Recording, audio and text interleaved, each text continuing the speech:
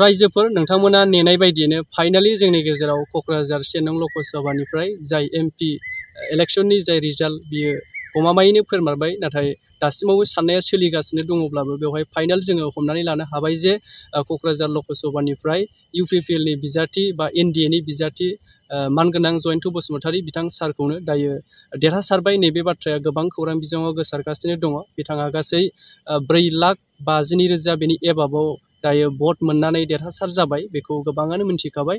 नो डाउट आबुं रिजाल्टआ फैयाखैब्लाबो गासै भटनि जायनाखि जथुमनानै बेसेखिनि मोनहैनाय बेजोंनो देरहाहैगोन बेखौ मिजिंथिखाबाय। बेनिखायनो दा नैबे समाव जोङो फाइनालाव बुंनो हाबाय बिथाङानो देरहाहैबाय। लोगोसे खौराङावबो गोसारखाबाय फोसावथ'नायल'सो जायाखै। दा नैबे बिथिङावहाय गोबांथार माने दैदेनगिरिफोरा बा गोबांथार दोलोनिफ्राय बादायलायदोंमोनब्लाबो बा इलेक्शन गेलेदोंब्लाबो नैबे समाव माने गोबांथार जोंनि हारिफोरनि गेजेराव बा गोबां जोंनि बर' माहारिफोरनि गेजेरावहाय माने गाव गावनि गोसोनि मोनदांनाय बा गाव गावनि गोसोनिफ्राय चइस खालामनाय बा भट होनायनि गेजेराव जायबायदि बिजाथिखौ मोननो लुबैदोंमोन बेवहाय खायफाया गावनि चइस बायदियै मोननो हायाखिसै। बेवहाय खायफाया गावनि चइस बायदियै मोननो हाबाय।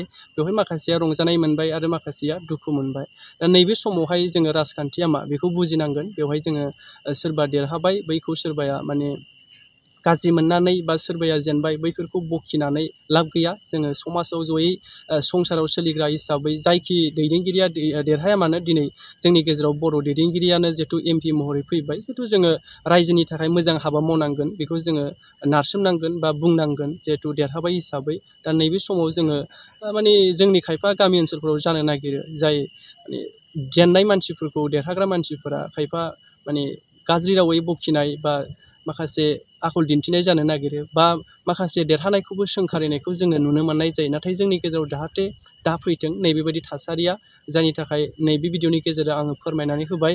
दा गोलावथार बाथ्रा बुङा जाय भिडिअनि थांखिखौ नोंथांमोननि गेजेराव लाबोदों बेनो जाय नैबे जोंनि क'क्राझार 1 नं लकसभायाव देरहानाय जाय इउपिपिएल बा एनडिएनि बिजाथि जयन्त बसुमतारी बिथां सारा देरहासार जाबाय। नैबेखौ जोङो मोननो हाबाय। आबुङै दायो साननाया सोलिगासिनोब्लाबो आं भिडिअ खालामनायसिमावहाय सोलिगासिनोब्लाबो गासै जथायनानै बिथांनि देरहानाय भटखौ जोङो केपासिटिखौ दा नुनो मोननाय जाबाय। समाव जायफोरा देरहाबाय बिसोरथ' माने रंजाखासिगोन आरो लोगोसे जायफोरा जेनदों अब्लाबो बिथांमोना माने दुखु जादोंब्लाबो माने गावबा गाव सापर्ट हिसाबै एसेब्लाबो दुखु मोननाय बेबायदि थानो हागौ।